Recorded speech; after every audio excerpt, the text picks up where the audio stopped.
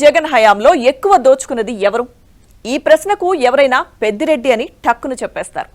Mining అక్రమాలతో వేల కోట్లు దోచేసుకున్న పెద్దిరెడ్డి చుట్టూ ఇప్పుడు ఉచ్చు బిగుస్తోంది.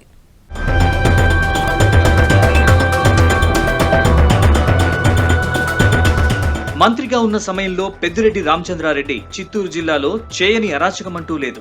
మైనింగ్ దందాతో పెద్దిరెడ్డి కోట్లకు కోట్లు దండుకున్నారు.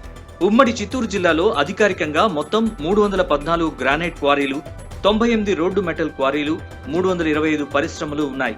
వైసీపీ ప్రభుత్వం అధికారంలోకి వచ్చాక అనధికారిక అక్రమ క్వారీలు పుట్టగొడుగుల్లా పుట్టుకొచ్చాయి. తమిళనాడు, కర్ణాటక సరిహద్దులుగా ఉండడంతో మైనింగ్ అక్రమ దందా యథేచ్ఛగా పెద్దిరెడ్డి మనుషులు సాగించారు. వచ్చిన ఆదాయంలో వాటాలు పంచుకున్నారు. వాటాలు అందుకున్న వారిలో అధికారులు కూడా ఉన్నారు.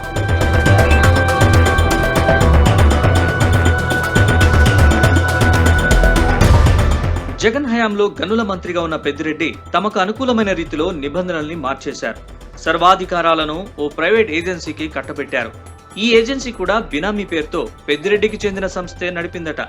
ఇష్టం వచ్చినట్లుగా క్వారీలకు, పరిశ్రమలకు లక్షలు, కోట్లలో జరిమానాలు వేసి అందిన కాడికి దోచుకున్నారు.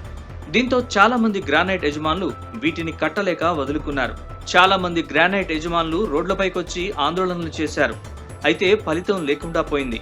ఇలా ప్రతి పైసా నేరుగా ప్రభుత్వ ఖాతాలో జమ కాకుండా పెద్దిరెడ్డి ప్రైవేట్ ఏజెన్సీలోకి చేరిపోయింది.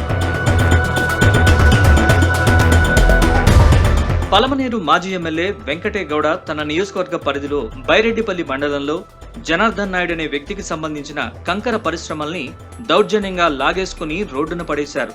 బాధితుడు కర్ణాటక కేజీఎఫ్ కోర్టులో వెంకటే గౌడపై కేసు వేశారు. వెంకటే గౌడ పలుసార్లు కోర్టు మెట్లు కూడా ఎక్కొచ్చారు.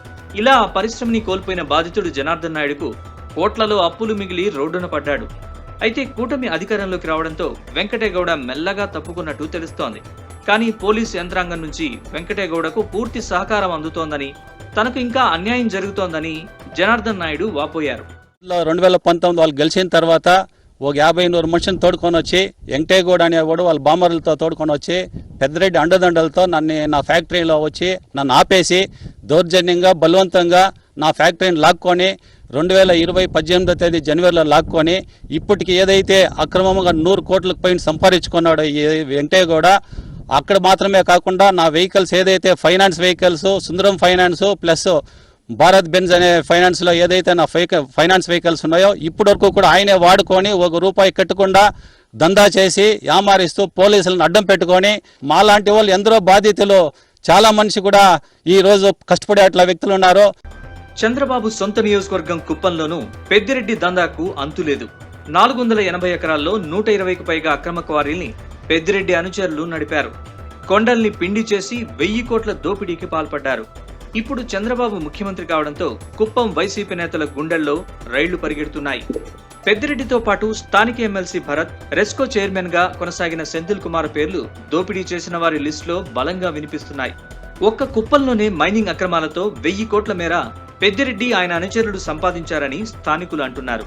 ఇలా సంపాదించిన డబ్బునే మున్సిపల్ ఎన్నికల్లో వైసీపీ నేతలు ఓటుకు ₹5,000 చొప్పున పంపిణీ చేశారని, మున్సిపాలిటీ కైవసం చేసుకున్నారనే విమర్శలు ఉన్నాయి. ఇప్పుడు తర్వాత మా అధినాయకుడు చంద్రబాబు నాయుడు వచ్చి కదిలి ఇక్కడ బండలు గుట్టులు ఎక్కి తిరిగితే గానీ నా అధికారులు కదిలి వచ్చి దీన్ని నిలుపుదల చేయడం జరిగింది. కానీ నిలుపుదల చేస్తే కూడా సుమారు 1000 బ్లాకులు ఇక్కడ ఆ రోజు మార్కింగ్ చేసి ఏడీ శాఖ మార్కింగ్ చేసి వెళ్తే కనీసం ఇక్కడ 100 బ్లాకులు కూడా లేని పరిస్థితి. రాత్రి తరలిచ్చి దాన్ని కూడా డబ్బులు చేసుకొని దండుకోవడం జరిగింది. కనీసం నెలకి ఎవరో తమిళనాడు నుంచి పిలుచుకొచ్చి ఒక్కొక్కరి దగ్గర 2 లక్షలు 3 లక్షలు వసూలు దందా చేసి భరత్కి ఇచ్చేస్తే ఎవరైనా ఇక్కడ క్వారీ చేసుకోవచ్చు. చంద్రబాబు తనిఖీల తర్వాత అధికారులు తూతూ మంత్రంగా స్పందించారు. సంఘటన ప్రాంతానికి చేరుకొని అక్రమ క్వారీలోని గ్రానైట్ దిమ్మలకు మార్కింగ్లు చేశారు. పనికొచ్చే దిమ్మల్ని వదిలిపెట్టి పనికిరాని దిమ్మెలకు మార్కింగ్ చేయడంలోనే అధికారుల అసలు రంగు బయటపడింది.